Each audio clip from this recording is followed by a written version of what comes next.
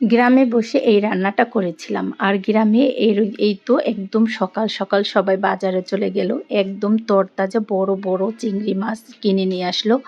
একদম মাছগুলো কিন্তু তাজা ছিল, একদম লাফালাফি করছিল। আর এই মাছগুলো আনার সাথে সাথে আমরা কেটে ধুয়ে রান্নার জন্য বসিয়ে দিয়েছিলাম। আর এই তো সবাই মিলে মাছ কুটে আমি রান্নাটা করেছিলাম। আর এই চিংড়ি মাছগুলো সত্যি খেতে অনেকটাই মজা।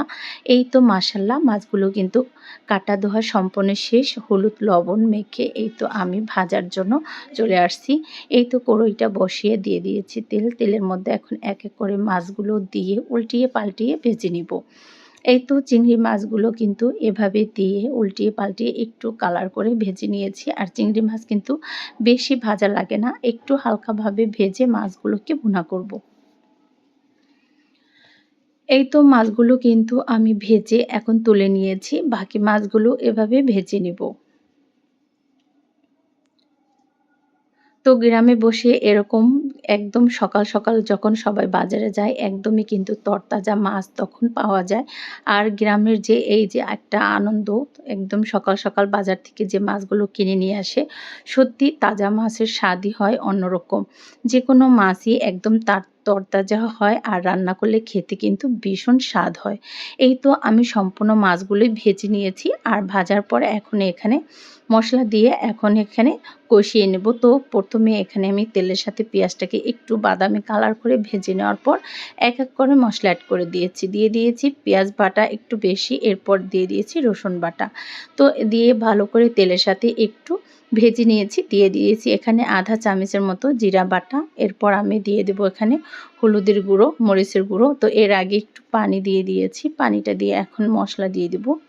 এক এক করে গুঁড়া মশলাগুলো অ্যাড করে দিব। হলুদের গুঁড়ো অ্যাড করে দিয়েছি 1 চামচ, মরিচের গুঁড়ো দিয়ে দিয়েছিলাম 1.5 চামচের মতো। এখানে আমি ধনিয়া ফাঁকি অ্যাড করে দিয়েছি আধা চামচের মতো, ফালি করা কিছু কাঁচামরিচও অ্যাড করে দিয়েছি। তো এই তো মশলাও দেওয়া শেষ। এখন আমি কিন্তু সুন্দর করে মশলাটাকে কষিয়ে নেব। তো এই তো আরও একটু পানিটা দিয়েছি। পানি দিয়ে কিন্তু এই মশলাটাকে আরও সুন্দর করে কষিয়ে নেব। তো এরপর কিন্তু এখানে পরিমাণ মতো লবণও অ্যাড করে দিয়েছি। দিয়ে মশলাটা একদম সুন্দর করে কষাতে হবে।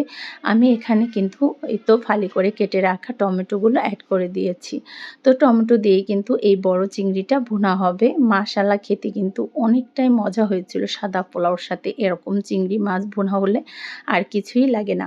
এই তো মশলাটা কিন্তু এখন কষানো প্রায় শেষের দিকে। আমি এখন এখানে ঝোলটা অ্যাড করে দিয়েছি।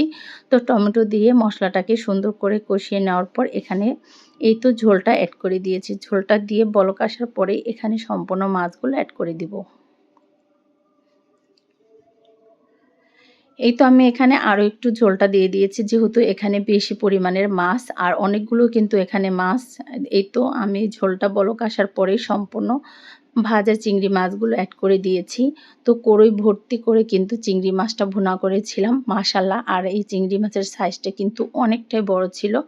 এই তো এখন এই চিংড়ি মাছগুলো দিয়ে উল্টিয়ে পাল্টিয়ে মশলার সাথে ভালো করে নেড়েচেড়ে একটু ঢাকনা দিয়ে ঢেকে দিব। কিছুক্ষণ পর ঢাকনা তুলে এখন একটু উল্টিয়ে পাল্টিয়ে আবারও নেড়েচেড়ে দিয়েছি। তো একদম এই তো রান্নাটা প্রায় শেষের দিকে চলে আসছে। আর গ্রামের রান্না বান্নার মজাই আলাদা।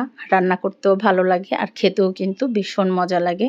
এই তো মাশাআল্লাহ রান্নাটা সম্পূর্ণ শেষ করে এখন এই তো বলের মধ্যে ঢেলে নিলাম। তো আমার রান্নাটা কেমন হলো সবাই জানাতে ভুলবেন না। আর খেতে চাইলে সবাই চলে আসেন। তা আজকের মতো বিদায় নিব। সবাই ভালো থাকবেন, সুস্থ থাকবেন, নতুন ভিডিও দেখার অপেক্ষায় থাকবেন। আল্লাহ হাফেজ।